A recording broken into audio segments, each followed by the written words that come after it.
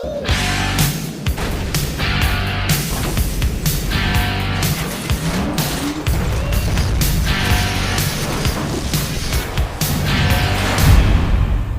it's me, and welcome to Trump Mafia.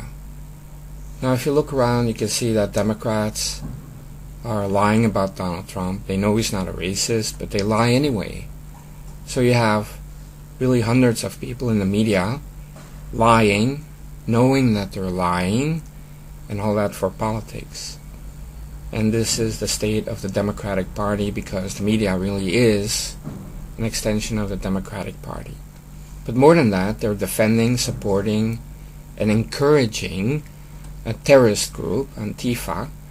And we're talking about scummy people that get paid to be terrorists, just like ISIS. There is really no difference between ISIS and Antifa. The difference is they do it for Islam. Antifa does it for the left-wing ideology. So it has nothing to do with Nazis or white supremacists. I mean, they were doing the same things months ago, years ago.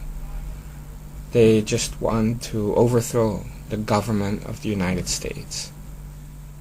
And now these Democrats are burning the candle at both ends because Nazis, National Socialists, are hateful and they have the same policies when it comes to eugenics, abortion, segregating black people from white people as the Democrats have. Even right now you can hear all these Democrats calling for all black high schools, all black neighborhoods, all black police. That's called segregation. And if you look back at history, everybody knows the KKK was invented by Democrats, and which was the state with the most Jim Crow laws? California. And so these liberals are still racist, now using black people as pawns. But the people behind Antifa terrorism are really white liberals. And so they're using various excuses to get people on the street because they have no message, they stand for nothing. It's all about dividing the nation, attacking white Americans, and of course the Constitution of the United States. Now you notice that these media people believe in freedom of speech only when they're talking. And the purpose of the First Amendment is really to even allow hate speech.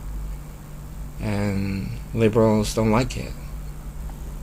The Democratic Party right now in the United States and the media stands for calling for the assassination of the President of the United States, for tearing down statues, vandalizing property, attacking Americans who are exercising their First Amendment, attacking them viciously, and that's okay for them. And they're also about book burning and what's next.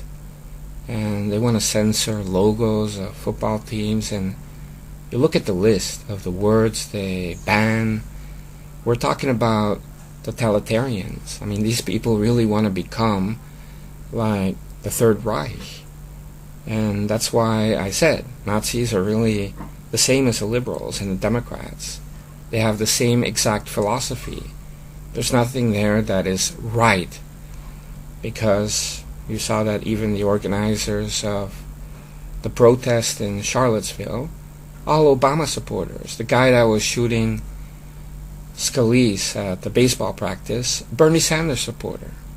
Now you look at all these terrorists, and they're all financed by Obama, by Soros, and they support Hillary, Bernie, Obama. And so the terrorism in the United States comes from the left. Now Nazis and what they're spouting, it's really left-wing rhetoric, but they're not really going out and killing anybody or even being violent.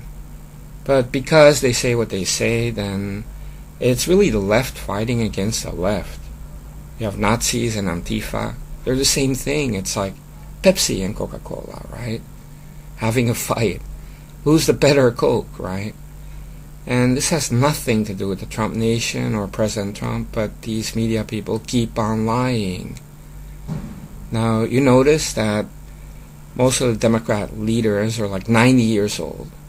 So they were young and vibrant in the 60s, in the 70s. Yeah, they're that old. They were alive and kicking in the 60s and 70s. And then you didn't have all the civil rights for black people, and you did have Vietnam War ripping the country apart. And basically at that time you had these people really going out and just disrespecting the nation. And so what they're doing now is trying to recreate their youth. And that's why they're ginning up all these groups to go after people. But hey, now, it's 2017, okay, not 1975 or 1969.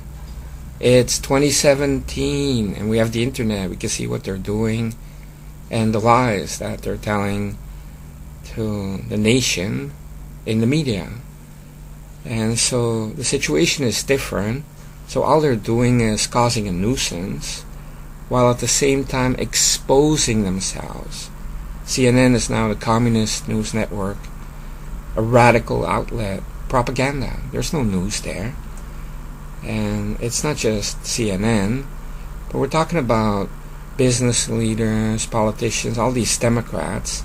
They eagerly support a terrorist group if they're attacking Republicans or Trump supporters. In the same way, when there's an ISIS attack, they never want to say, it's Islam. No, it's like, we don't know, maybe it was a traffic argument, or maybe it was road rage. No, call it what it is, terrorism. And so now they don't want you to say that Antifa is terrorism. It is terrorism. You have all these punks coming, they're covering their faces. Why? Because they're terrorists. I mean, really, it's common sense. They're terrorists, so they cover their faces. And they come with weapons. And they're terrorizing people. Why? It doesn't even matter why. They're doing it. So really we have to designate Antifa as a terrorist organization.